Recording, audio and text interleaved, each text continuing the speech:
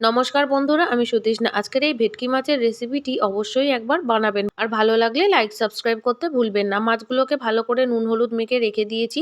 নিয়ে নিয়েছি বড় বড় করে কেটে রাখা মানকচু, আলু, টমেটো আর বিনস। এবার কড়াইতে তেল গরম করে নিয়ে মাছগুলো ভালো করে ভেজে নিয়েছি। এখানে আমি একটু ছোট সাইজেরই ভেটকি মাছ নিয়েছি। আপনারা চাইলে এটা রুই কাতলা দিয়েও করতে পারেন। এবার কড়াইয়ের মধ্যে দিয়ে দেব গোটা জিরে ফোড়ন, তারপর কেটে রাখা আলু আর কচুগুলো নুন দিয়ে ভালো করে ভেজে নেব ঢাকা দিয়ে। একদম লাল লাল করে ভেজে নেব, তাহলে খেতে বেশি ভালো লাগবে। দেখুন লাল করে ভেজে নেওয়া হয়ে গেছে। এবার টমেটো আর কেটে রাখা বিনসগুলো দিয়ে দিয়েছি। দিয়ে দিলাম সামান্য পরিমাণ ধনে, জিরে, লঙ্কা, হলুদের গুঁড়ো আর অল্প একটু জল। এবার খুব ভালো করে মশলার সাথে কষিয়ে নেব।